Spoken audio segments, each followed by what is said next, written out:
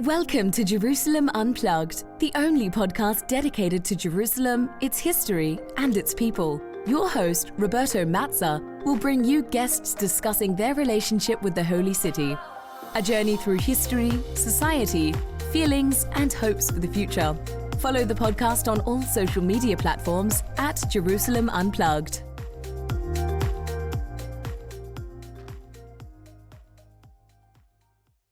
Welcome to Jerusalem Unplugged, the podcast dedicated to Jerusalem, its history, and its people.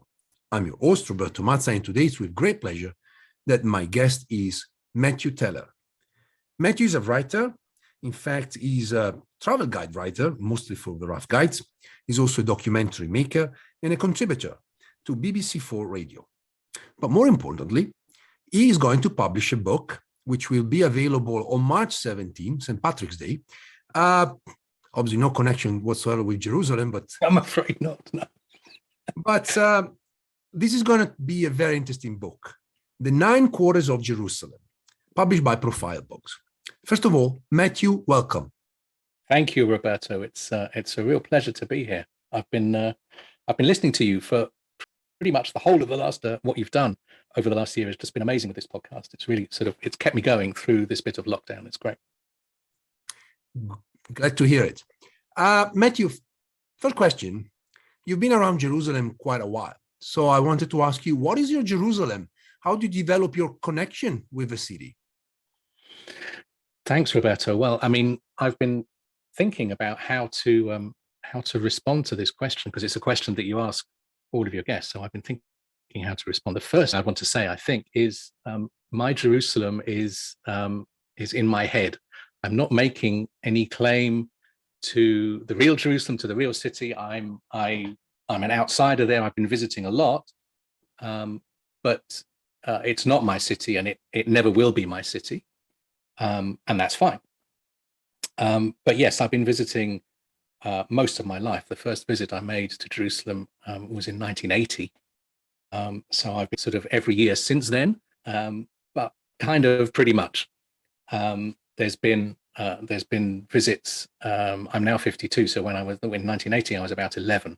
So it's been sort of 40 plus something years of my life going to and from Jerusalem, and that's with also a recognition of the privilege that I hold.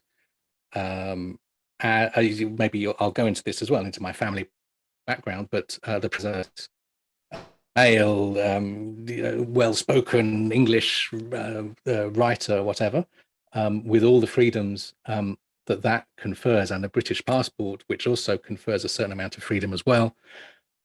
So all of this, and also, the conversation that we'll be having over the next, whatever it is, the next hour of the podcast, all of that comes with a recognition that there are many, many, many people, some of whom will be listening to this podcast, I'm sure, who are unable to go to Jerusalem and are unable to travel as freely as I've been able to throughout my life as well.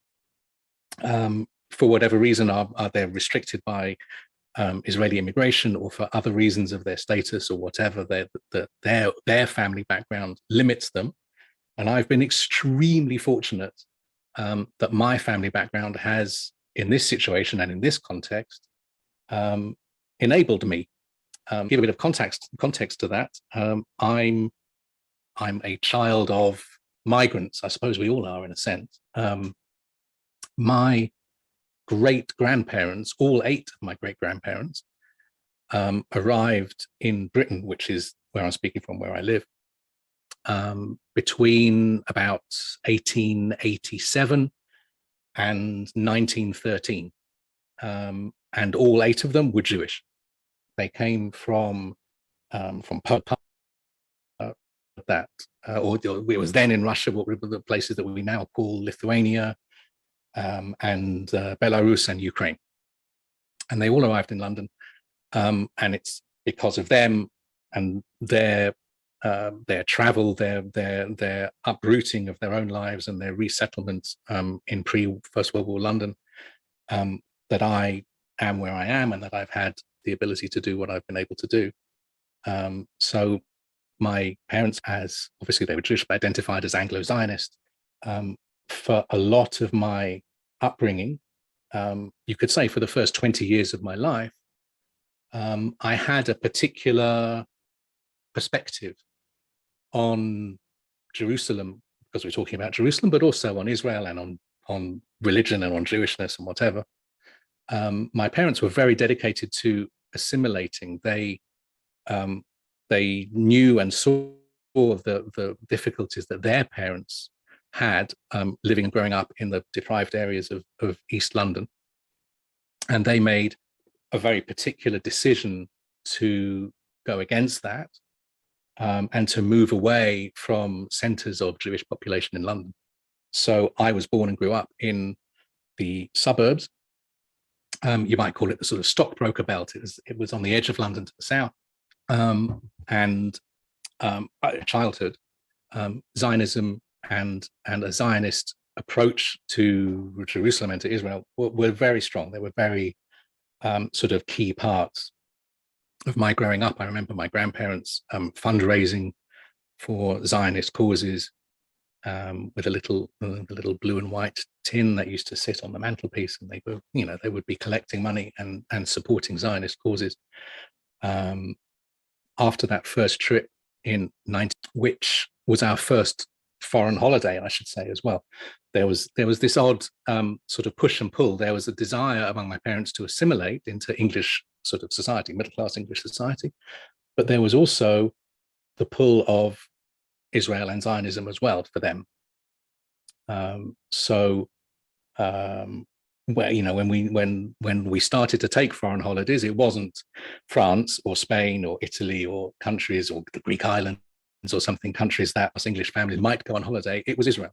And we went first in 1980, and then in many times after that, in the years following that, my father arranged for my bar mitzvah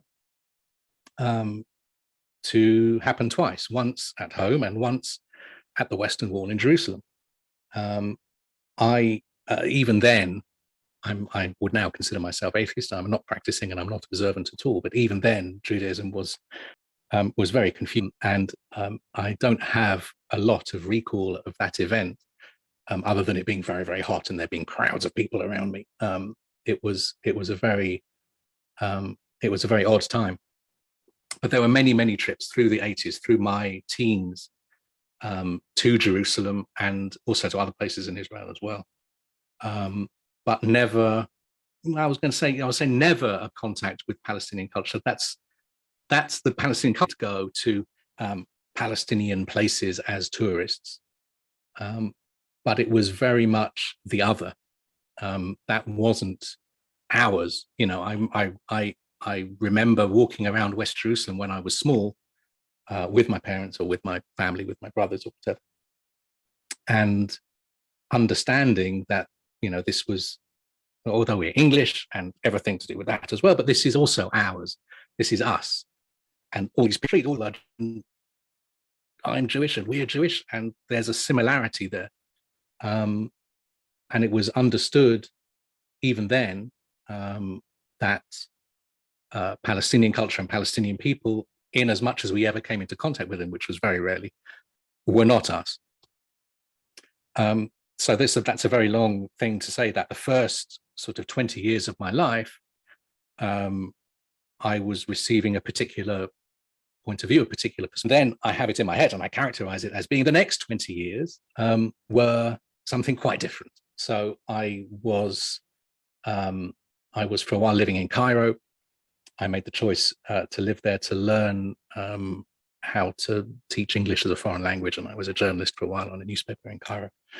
And that was a real eye-opener. That was, aside from the craziness of Cairo and the excitement and the intensity of the place, listening to ways of telling stories that I thought I knew already, that were coming at me from completely different perspectives.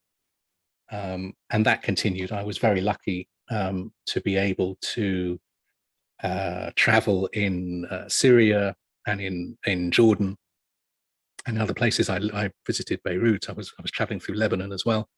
And I remember probably in the mid-90s, early to mid-90s, spending some time in Sabra and Shatila, these areas of Beirut where Palestinian refugees, Palestinian people and families have been living in the most appalling poverty for decades and decades, and being shown around there and being being introduced to people and listening to what they had to say and talking to them, and again hearing these stories, these ideas about places that I thought I understood and thought being reinvented for me. There was a period, you mentioned travel guide writing early on. There was a period when I lived in Amman as well. I was lucky to live there to be able to write. I wrote a book. I wrote a tourist guide to Jordan. And again, listening to people talk about this was all the time. All these trips, all these visits and travel and places were interspersed with trips to and from Jerusalem. Again, going back to Jerusalem and coming out, going into Jerusalem. I was in Amman. I would cross the bridge and come back again because I had this incredible privilege and freedom with the passport that I hold to be able to do this.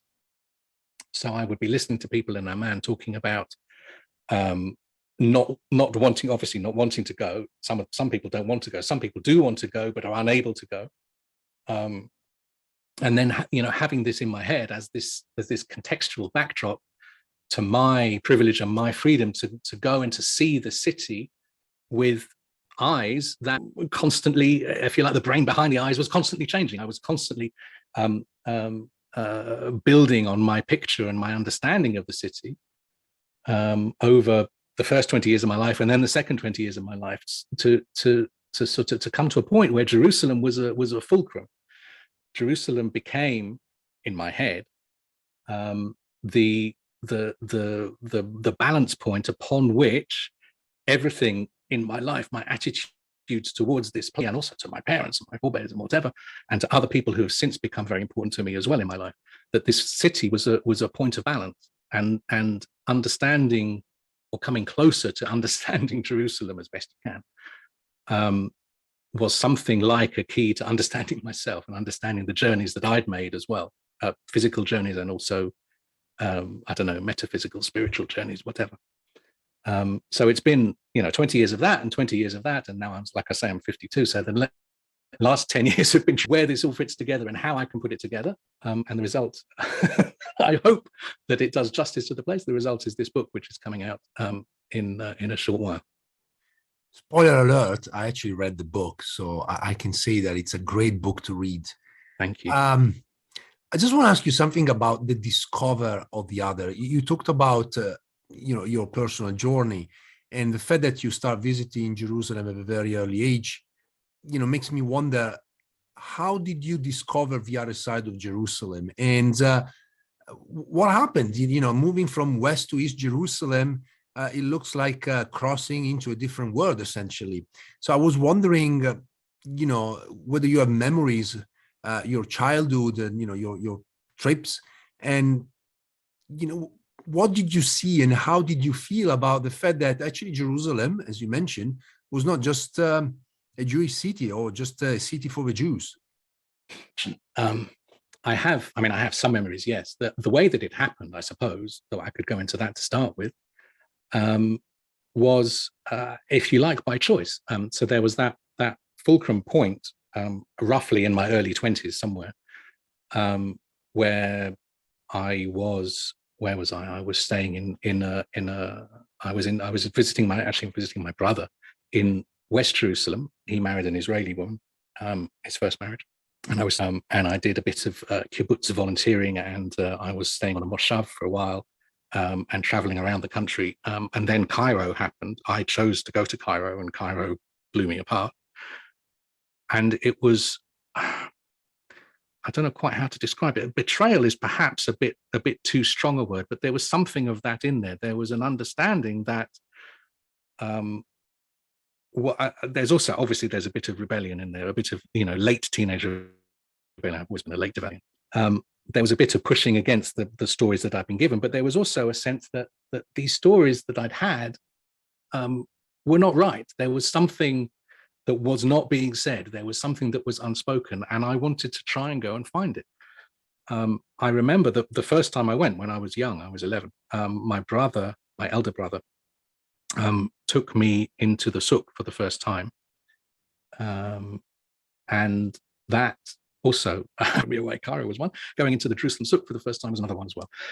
I remember the smells, the sights, the sounds, the feeling. I remember the atmosphere.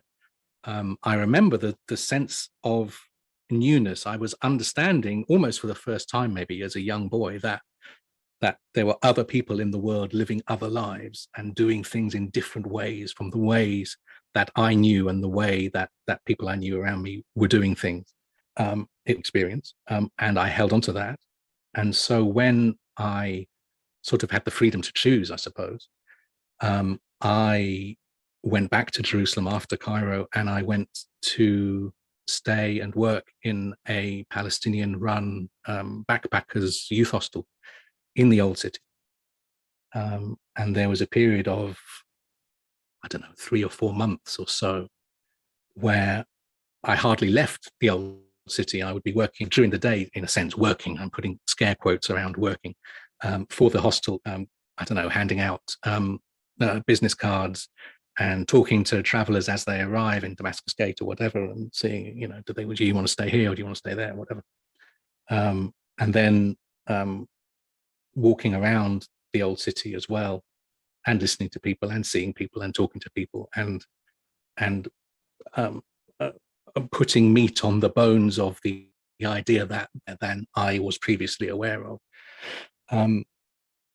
So it was that was an eye-opening experience for sure. I remember I was there was all sorts of stuff going on actually with that hostel. And looking back, I didn't realize at the time, but looking back, I probably unwittingly trod on the edges of mafia-style turf wars in the old city. The family who ran the hostel were, I think, who knows what they were actually involved in, but there was some sort of disputes with other families nearby, and we all got very tribal at one point.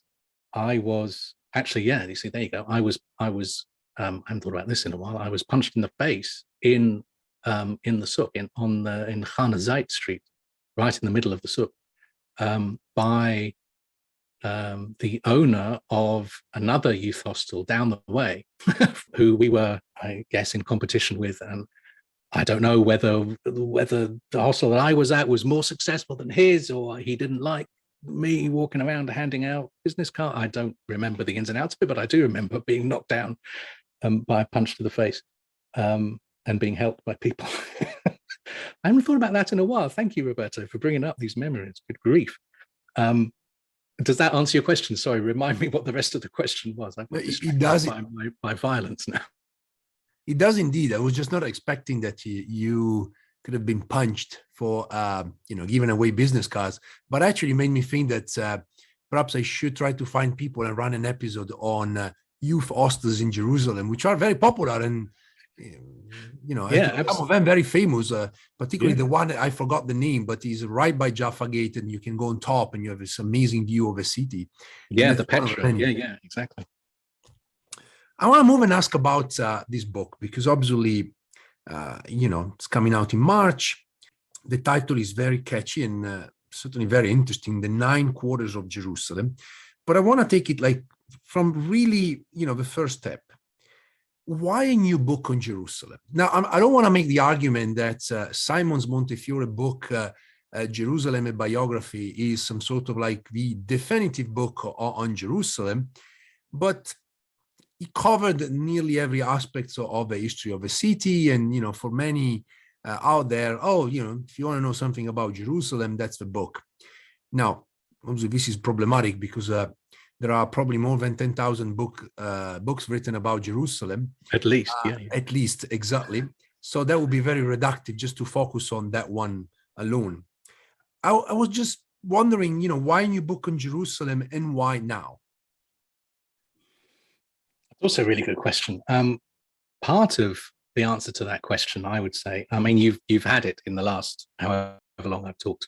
Why did I want to write this book? I wanted to write this book because it's something that comes from deep inside me, and it's been a part of my life, all of my life. And I also being a white, male, well-spoken English person, feel like I have something to contribute to the conversation on Jerusalem. But I'm well aware of the 150 plus 200 years of well-spoken white male English writers behind me who have done the same thing. What I wanted to try and do differently was, and this is not to decry, obviously, Simon Sebag Montefiore's book, which is wonderful in its own way. I didn't want to follow a chronological history. What was important to me, and some of that stems back from actually being punched in the face and that experience that I had working in the old city as a 20-something backpacker. Part of what I wanted to do was to use the platform that I have, that I developed now, to amplify the voices of people who have been shouting. They have voices, they've been talking and trying to get their voices heard in my culture, in English-speaking culture in the West, and we've been ignoring them. The people who live inside the old city. What I was seeing a lot back then, and also now still, is that of different kinds come to Jerusalem often for very particular reasons. They come to see a particular place or visit a particular site, whether it's the church or the mosque or the wall or whatever. And it's been a constant theme, as you all know, and I'm sure many people listening to the podcast will know, that the reality of Jerusalem has often been disappointing to people. It hasn't lived up to the Jerusalem that they have in their heads. I do I don't know how to put it, a rejection of the people who live in this place, in this special place that people have traveled around the world to come and visit. There's a dismissal, which I didn't like to see or feel or experience. There's a sense that the people who live and work within this living city, we can maybe talk about the history of the British did to the old city of Jerusalem 100 years ago, and how they tried to divorce it from the city all around and try to create this sort of sliced and diced museum-like old city. There are very particular things which they did, and also subsequent rulers did as well. But maybe we can come to that. But what I was seeing was people saw the people who lived, visitors saw the people who lived there, impediments to their goals.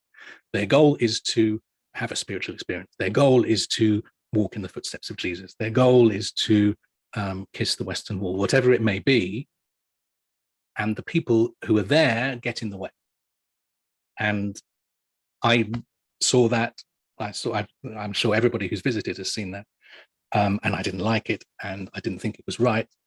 So that was a motive force for me to try and look to them from an outsider's perspective, which is the only perspective that I have, with an understanding that the people who live there and work there are important. Not just important, they are more important than the stones that are around them.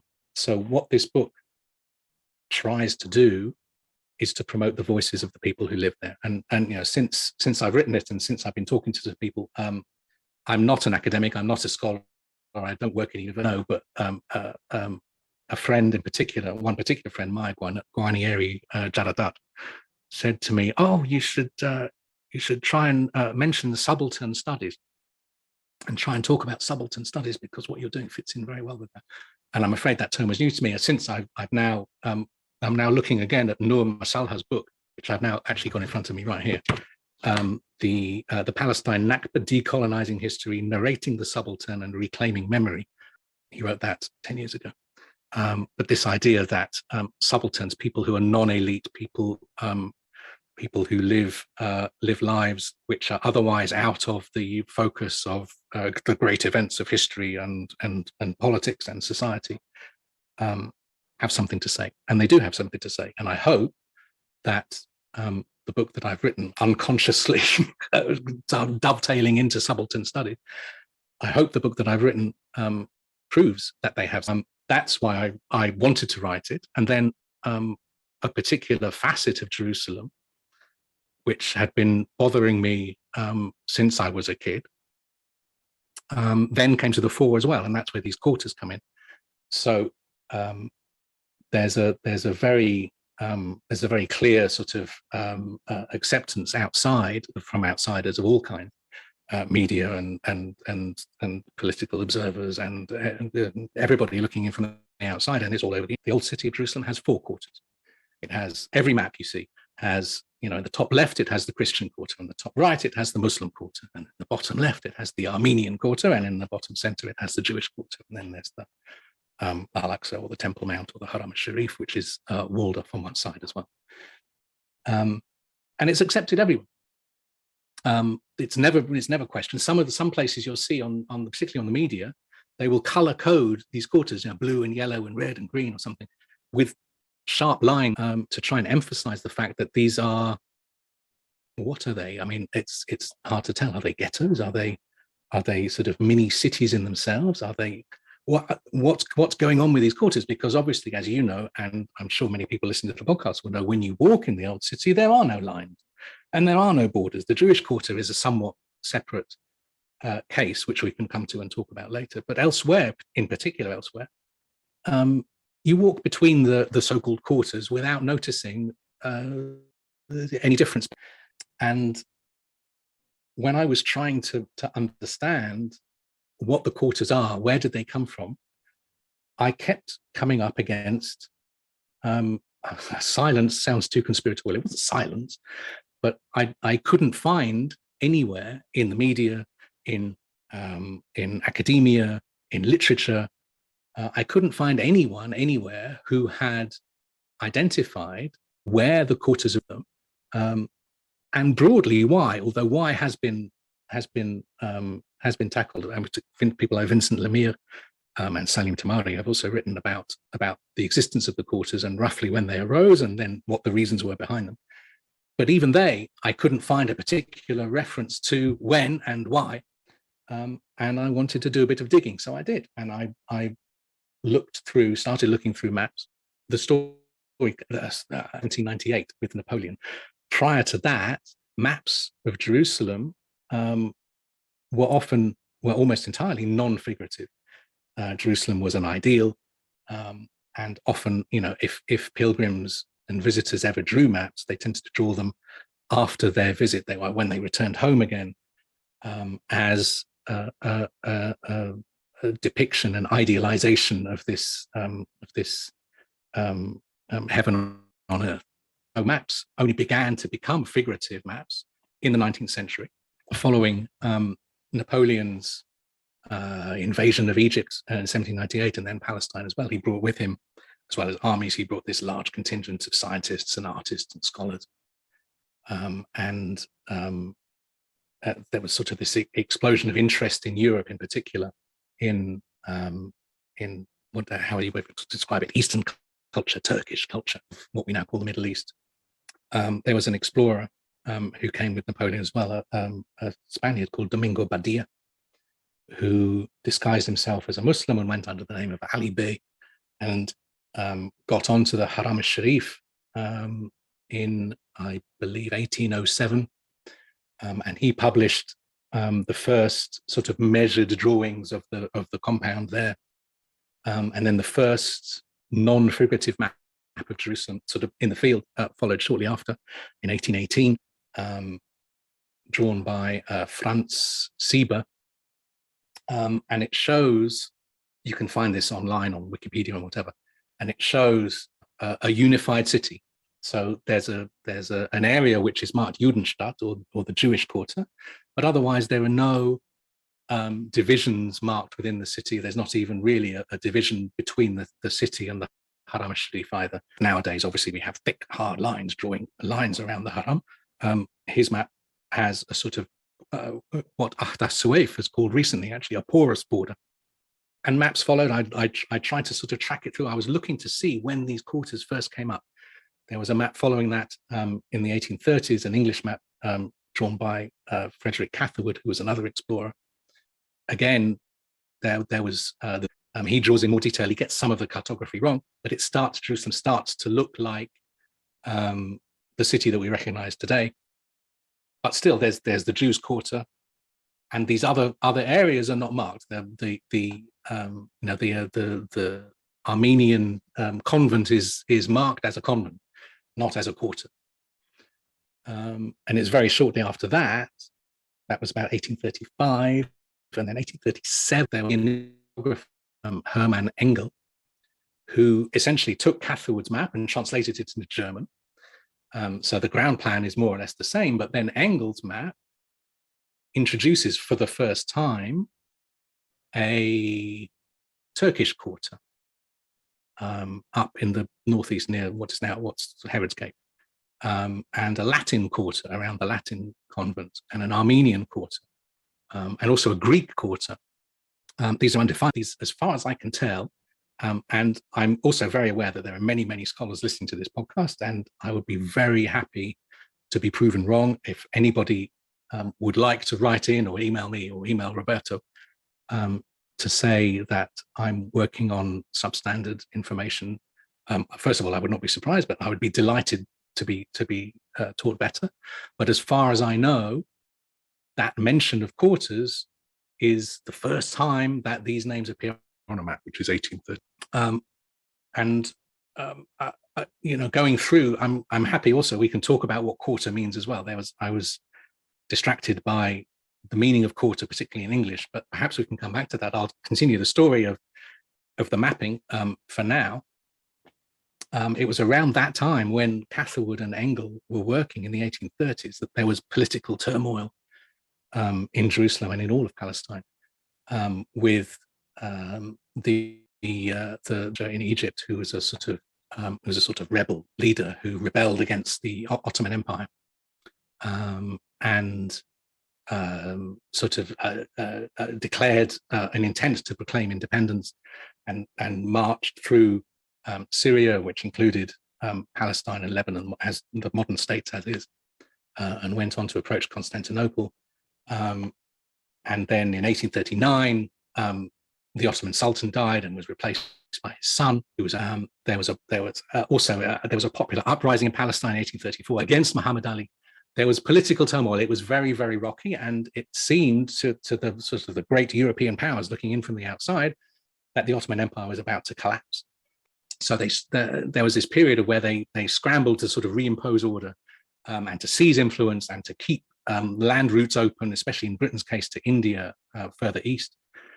And effectively there was an initiative, but effectively what Britain did was Britain bombed Palestine and bombed Lebanon into submission. Muhammad Ali withdrew, and Britain handed these areas back to Constantinople. I'm sure there are historians who are gasping in horror at my synopsis of what's going on. I hope that's roughly accurate about what was going on. But when it was all over and Muhammad Ali had gone, and in a sense, Britain's will for order, British forces remain, along with the forces that were placed in coastal Palestine and also coastal Lebanon. There was a group of Royal Engineers who had been sent at this point to survey the terrain. There were no maps of the wider area, and the British wanted maps in order to understand where they were bombing, I suppose, and where they were trying to seize influence. Initiative, there were these two men, Lieutenants Aldrich and Simons, who were sent to Jerusalem in March 1841. They stayed for about a month. They surveyed the city and they drew a map. Mapping is crucial, and I wanted to ask you. You mentioned the question of quarters. Now, yes. I was just going to get to that with Aldrich and Simons, but that's okay. Carry on for now. I would agree with you that obviously the division in 4 quarters is very much artificial. Is the byproduct of British rule, particularly in the period of a mandate, even though it's kind of like coming from earlier surveys of a city and understanding of a city. And, I would say that, it makes a lot of sense that there were more than just 4 quarters. And I was thinking about the work of Michel Campus, who recently published a very important work on GIS study and surveying of a city, looking at streets and ownership of buildings, or, people renting buildings, showing that while streets might have been homogeneous, But certainly they didn't follow the pattern of a fourth quarter. So there were Muslims in the Christian quarter, as well as in the Jewish one, and so forth, showing that obviously that idea of Jerusalem divided in fourth quarter is very much artificial. Obviously, 9 quarters suggest that there are more than just 4 communities in Jerusalem, and a lot more people, which you already mentioned that. I just want to briefly talk about the question of quarters. If you can explain why quarter is such a perhaps problematic term, and what it means to you, a quarter. And I just want to tell the listeners that Matthew published a very interesting thread on Twitter about the question of quarters. But then I want to move and talk about some specific communities that are definitely neglected in the old city of Jerusalem. But first of all, again, what is a quarter? It's a really good question. I hope we can come back, because I hadn't quite got to the conclusion of where the historical story about where the quarters came from, but we can get to that. Quarter, as I said, I was thinking about it. This is particularly in English. I understand that other languages have different approaches. There are different nuances. I'm not really qualified to speak about English. What I was thinking as I was writing this book and writing particularly this chapter was the words that we have to designate parts of a city. So we have, there are sort of informal words. There are a district, or a neighborhood, or an area, or a zone. These are all fairly neutral. There are also legal terms, legal usages, or a ward, or a borough. And these are all neutral. They describe areas, but they don't carry baggage with them. Quarter does carry baggage. And I tried to research as best I could where that baggage comes from. It roots, as far as I can tell, into Latin. So there's obviously, I should say this point as well, quarter, there's a meaning of quarter which is exactly 1/4. And there's a meaning of quarter which is an area of a city or a settlement zone. And the one grew out of the other. So Roman settlements, Roman military camps in particular, would be divided into 4 by the creation of a straight road north-south, which they called the Cardo, and a straight road east-west, which they call the Decumanus. And so the camp into these 4 areas, and each quarter would be given to a particular rank or to a unit or whatever. And those military echoes are what still rings today in the background of the word. So English, the military English military terms still have quarters. So they will talk about the married quarters will be the area of a military camp where there are houses for families. Quarters is another one. Quartermaster is a military, a sort of a person who controls military supplies. Giving no quarter, we give no quarter to an enemy, it means we deny them shelter. And this military background to the word is still there. The word sort of slid into civilian life 300 or 400 years ago. So there were servants' quarters in grand English country houses. But that idea of a quarter as a city district, it survives, but it survives in this sort of grey area. There's a conceptual link to a 1/4, somewhere in the background of the word, and there's also these military overtones in the background of the word as well. And I was looking particularly at Jerusalem in the Jerusalem context. Outsiders seem to have a sort of fixation that the city has that the quarters means 4 in the case of Jerusalem, but quarters doesn't necessarily mean 4 in the case of other cities. I was thinking about New Orleans has a French quarter, but it has only 1. Paris has a Latin quarter, and it has a couple of other quarters as well, but not 4. Copenhagen has also a Latin quarter. European cities in particular had a Jewish quarter, but again, often only 1. Birmingham in England, which I live quite close to, has and also a jewelry quarter in Birmingham as well, which is named for the jewelry artisans. And I started to look sort of around the world. There are different cities. There's a Japanese quarter in Dusseldorf and an Indian quarter in Durban. And there was once a German quarter in Moscow. This sort of, I start to see how the word, it carries these nuances of power, backed by these military echoes which come to us from Latin, from the Romans. There are class hierarchies, there are hierarchies and nationalistic hierarchies in the usage of the word quarter. It's quite striking that when you look at modern governmental or municipal gentrification schemes, so schemes to upgrade areas of a city or to reinvent a part of a town as being more attractive to home buyers or whatever it may be, that they will use quarter. They will use the canal quarter or the park quarter or something. Quarter has and as I say, this is all in English.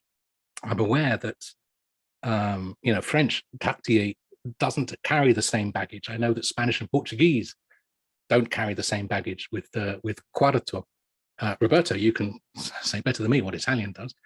But I was looking at. It doesn't. It's just like it would be the neighborhood kind of definition. So there is no really baggage attached to it. Right. I mean, that's what I guess. I guess that English, with its class-ridden focus that we've inherited over the last goodness knows how many centuries, sort of in this instance stands alone.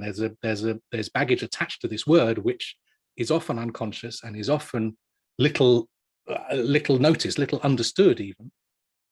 But when it comes to Jerusalem, it gets to be vital, because then what we see is that Jerusalem is being divided by outsiders into ethnic enclaves, and by use of the word quarter.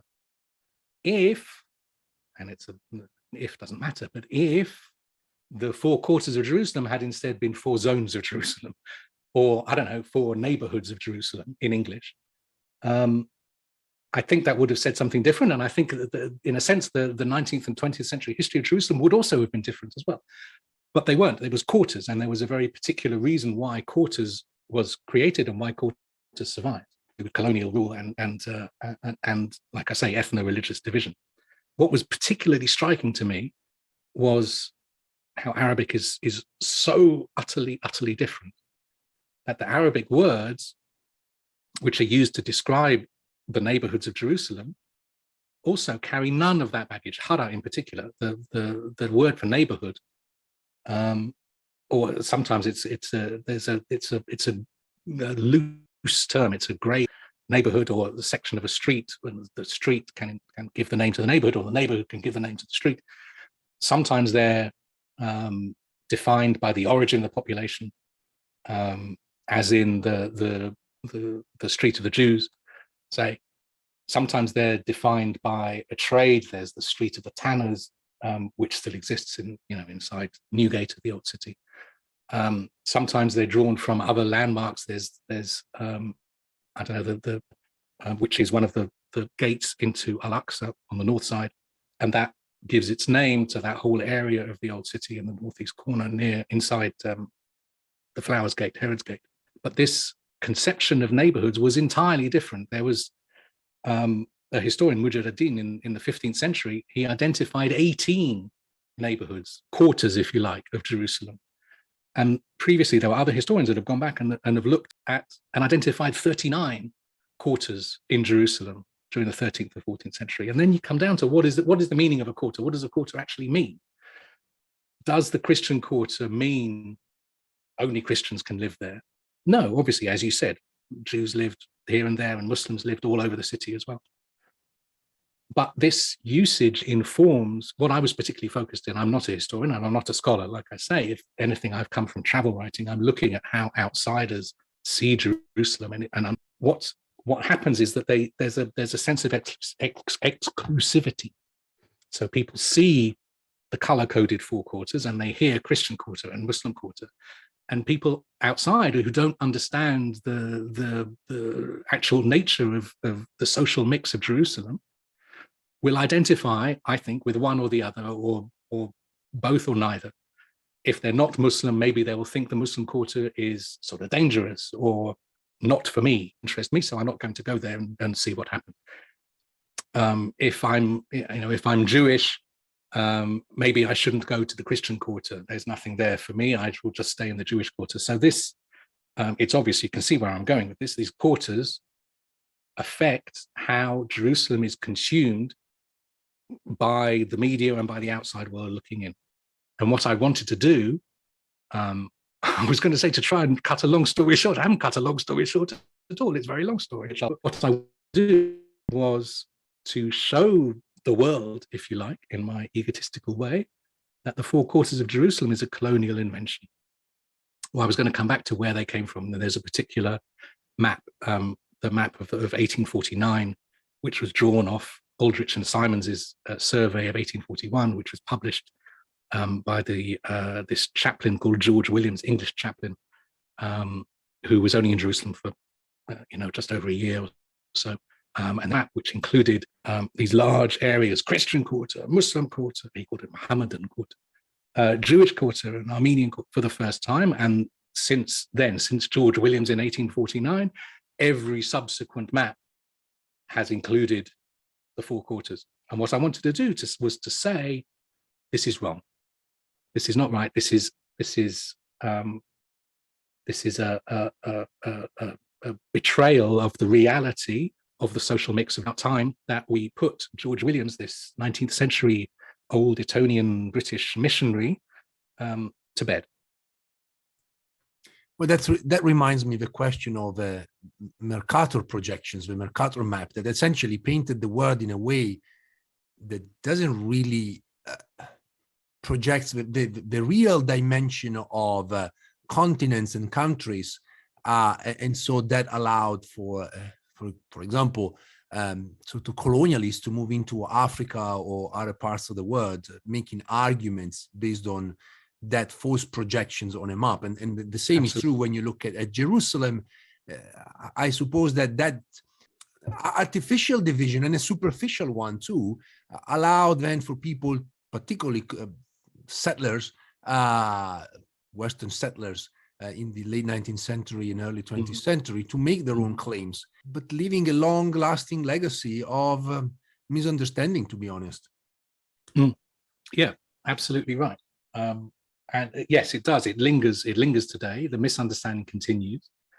And there's a reason why it survived. Obviously, it survived because it suits a colonial reading of Jerusalem and Jerusalem's history, whether that reading comes from the British or even from the Jordanians, or certainly from the Israelis. And there's a reason why it hasn't gone away yet. And what I wanted to do was to try and out the door to say to my culture, to English-speaking culture in the West, that there's another way to view this city, that the people of the old city matter. They have been shouting, like I say, and they haven't been being listened to, and they should be, and to try and tell some new stories.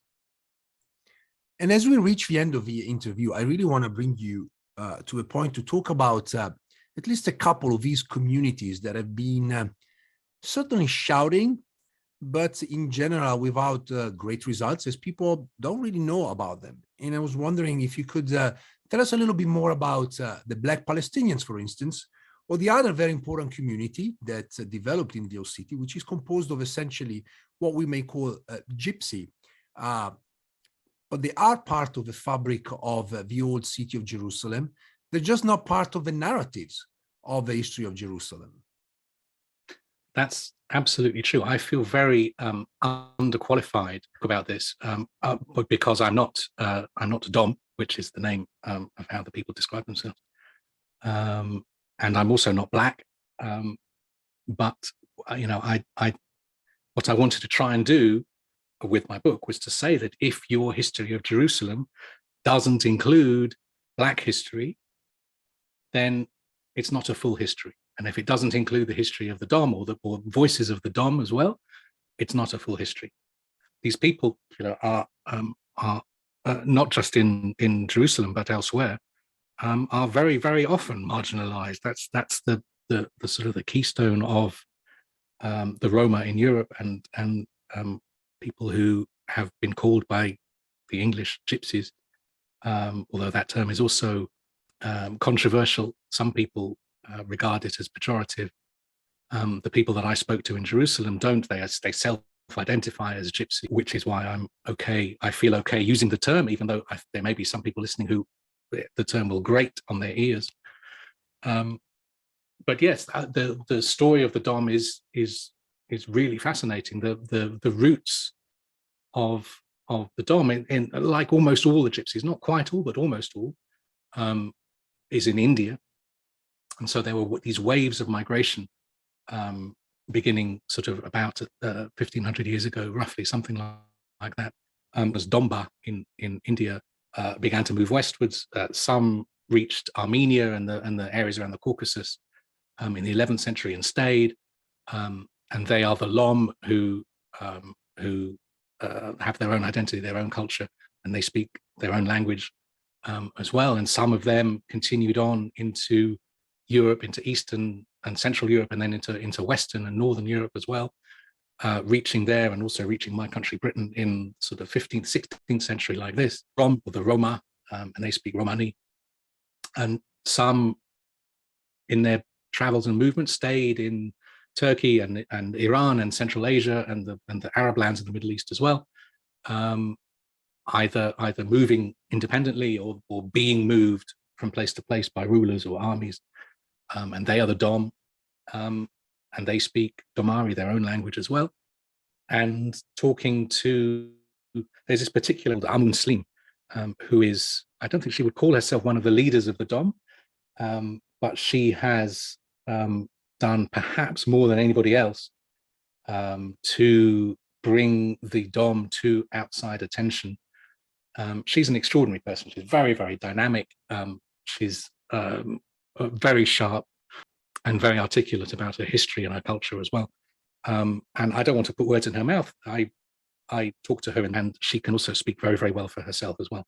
But some of the stories she tells about the history of the Dom and the culture of the Dom that she knew growing up inside the old city in the area, inside the Lion's Gate where her family house is, are really lovely. And there's a richness that these stories of marginalized people adds to the social mix of the old city, which I think is extremely important. As you said, another example is the people who self-identify as Afro-Palestinians, and their story as well. I give a full chapter also to them as well in my book. Partly because what I wanted to do with this book as well was to try and evoke place, and place through story, place through, and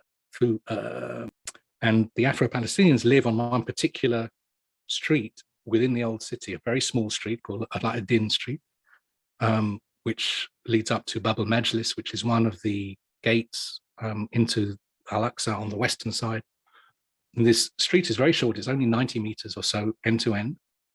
And it has, but despite that, it has this long history. I sense that we're going to run out of time, so I won't be able to go into all of it. The links between this one short street and the history of enslavement in Jerusalem, enslaved peoples, is also really fascinating. That I was coming across. Some has been written, not much, but some I found.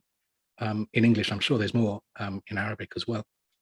But the links with this street go back to the 15th and 16th century, to particular buildings, to hospices built around courtyards on this, just off this street, were described as being the home of people who are called Tokarna, who come from, or who were thought to come from, or who originated from, or whose family background was from in some way, a place called Takrur, which was and still is linked with West Africa.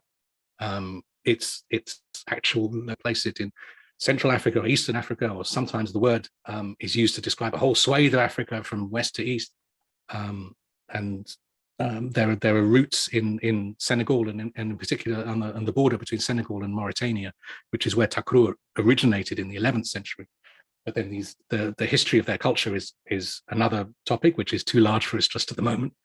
But these people would come on pilgrimage on the Hajj to Mecca, and they are described, as I say, in the 15th, 16th, 17th centuries as being resident on this particular street. When the British arrived 100 years ago, by that stage, these areas had been converted into a prison, and the British then, after they took over, moved the prison. But then there was a sort of resettlement of people again from the sort of the same areas, West Africa, coming from these four areas: Nigeria, Chad. I've now forgotten what the third one is, and Sudan. What was the third one? Maybe it was Senegal. Senegal, Nigeria, Chad, and Sudan. Sudan is problematic. Sudan, because of its meaning in Arabic and because of the looseness with which it was ascribed to a particular area, it could be a colonial term. There was a place, French Sudan, which equates to modern Mali, which is far, far distant from the Sudan, which is bordering Egypt. Where exactly everybody came from, I don't think it's exactly certain, and I think all history, in some senses, will clash here with documented history. I don't know exactly. What I wanted to try and do was to allow these people to speak, to say, to say their piece, and the resonance that brought up from the racism that the Dom experience as gypsies, and they do experience racism not just from Israel and Israelis, but also from Palestine and from Palestinians as well. They tend to be at the bottom of every heap, any heap you care to mention, economic or social, political. The Dom are right at the bottom. And to compare and contrast the racism they experience with the racism that the Afro-Palestinian people have also experienced, which is now, at least to some easing, partly because of political action. The Afro-Palestinian people have thrown themselves wholeheartedly into Palestinian politics and activities to support the Palestinian national movement. There are particular figures in the community who have stood out either as martyrs or as challenging the occupation, and particular for acts of resistance, which the youth of that community are very active in resisting Israeli police actions in Al-Aqsa as well. And then I started to think about the difference in racisms. The Dom have withdrawn from politics and tried to occupy this space, this non-political space between Israelis and Palestinians, and suffer from both of them because of it. And the Afro-Palestinians have thrown themselves into Palestinian national politics, and to a certain extent, the racism has eased, at least from one side. And then looking at the migrations and why these migrations have not been as all the other migrations into 19th century and early 20th century Palestine and Jerusalem, I think there's a lot of work still to be done. I'm hoping that the book will spark some of that as well from voices within these communities. There are many historians and other writers and scholars working within and allied with these communities, and they need more profile. And I hope this conversation as well will help contribute to that. I have one last question. Our conversations, follow through your experience and I would say some chapters of your book. And I was wondering if there's anything that we didn't mention, but you feel passionate about and you want to talk, and just use the next few minutes. Wow. I feel passionate about a lot of things, as you may have heard in my voice. I don't know. There's one thing which I would actually like to do, if that's okay with you. Absolutely. I've talked a lot. I want to give a bit of time and a bit of profile to one particular voice, who is he's a man called Jack Persekian. You may be familiar to people, I'm sure, who are listening to this podcast. He's not a non-elite voice. He is, at least to a certain extent, within Palestinian society, an elite voice. He's an artist and a gallery owner and gallery director. He has an international reputation in contemporary art in the Arab world, and he I could also give a chapter to him. His focus, he has focused very much throughout his career on not just Jerusalem, but the old city of Jerusalem, because of also his family background. His father was a bookbinder in the old city. And the gallery that Jack runs is now in the same premises that his father had, is an art foundation, which is doing a lot to promote, if you like, a voice in art. As he says at one point, I want to read you a little bit that he said to me. This art foundation and the work that he does keeps this voice coming out from Jerusalem in art. So if that's okay, I'm just going to read. It's a short piece. It's a couple of minutes. Absolutely, please. A direct quote from the conversation that I had with him. And this is Jack Persekian. Jerusalem is becoming a mere symbol only, a religious symbol, a symbol of God and religion and nothing more, a token capital of Palestine. Holiness empties the city out because the holiness of the symbol becomes far more important than the living. There's a whole generation, what Jerusalem looks like. They see it in pictures, but it doesn't mean a thing. It's very disturbing. Jerusalem is becoming less and less of a place where you can see people living, enjoying their life, creating a future for the younger generation. De-symbolizing Jerusalem comes through education. That's what art is trying to do, to make people think outside these prescribed narratives, to look at things from different ways, express ideas and thoughts, out liberating yourself. Once more individuals are liberated from within, you can eventually start to evolve a society that is on its way to freedom. Otherwise, you can talk about freedom and liberation from here to Timbuktu, but if the people are shackled with all the baggage of religion and taboos and dominion by these bankrupt political parties, then it won't mean anything. I personally believe, and the people involved with the Art Foundation believe, that we need to keep looking for and to build more of a base. We have a track record and we have credibility. It can happen. Art can liberate.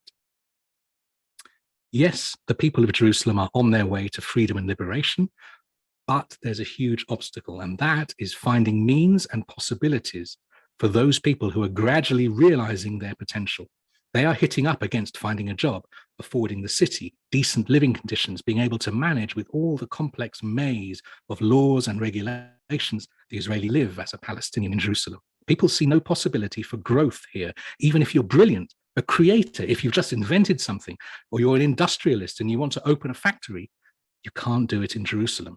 You'll have to go into the West Bank, or you will leave the country. It's a catch-22. People who I've seen manage to liberate themselves and gain that potential opt to leave Jerusalem and make their lives abroad. Those who stay here, a good number of them are stuck, hopeless, help desperate. One keeps trying and keeps working, but you're pushing against a huge wall. We've managed to keep a voice coming out from Jerusalem in art, in all the circles that art revolves in, locally and internationally. The voice insists that Jerusalem, with all its historical religious baggage, has a contemporary art identity and is engaging multiple issues through the lens of art and the work of artists. It's saying that Jerusalem is worthy of visiting. This is a very powerful statement, and I remember reading it. As I said, spoiler, I actually read the book, and that remind me the images that we can see today with people fighting to keep their place in Jerusalem. I mean, literally today, in fact, this morning, in fact. Exactly, literally today. And these poor in Sheikh Jarrah. Exactly. And it's hard to understand. I mean, I heard many people making the point where, why don't they leave, right? It's a very naive question, and it's an understandable one from people that don't know anything about the conditions and the background of Jerusalem. But it's also a very painful question, in a sense, to ask, because it really doesn't take into account the history and the desire of the people. And I think this was a very powerful statement to read at the end of this interview. Thank you for doing that. You're very, very welcome. And, I want to say thank you to Jack, and also thank you to all the people, in the book. I thank them in the book as well, but all the people who were willing to speak to me and who allowed me to record them or to make notes as I was sitting there. It was a real privilege to be able to write this book. And in a sense, there's something that somebody said to me. One of my editors in one of the magazines that I write for said to me at one point, he's also spent much of his life traveling to and from the Arab world and Middle East, and writing about it and in English to an English-speaking audience to try and overturn some ideas. He's from a previous generation, from an older generation. And he said to me at one point, he said, "It feels like my whole career has been one long thank you." And in a sense, now I'm getting a bit older too. I'm also feeling the same as well. The generosity, the hospitality, all these, these are cliches that people talk about Arab culture, but it's really genuinely true. The openness and the warmness of humanity and spirit that I've been shown over years and decades, and since I was a kid, literally since I was a kid, is very humbling. And this and my work in general, so it feels like one long thank you to all the people that I met and all the people that I haven't yet met and all the people that I hope at some point I will meet. This was Matthew Teller, writer, documentary maker, contributor to BBC4 Radio, but more importantly, author of the upcoming book, 9 Quarters of Jerusalem, published by Profile Books, that will be available on March 17. Matthew, thank you so much. Thank you, Roberto. Thanks for listening. If you enjoyed this episode and you'd like to support the podcast, please share it with others on social media or leave a rating and review. To catch all the latest, follow us on Instagram, Twitter, and Facebook @Jerusalem Unplugged. Thanks, and I'll see you next time.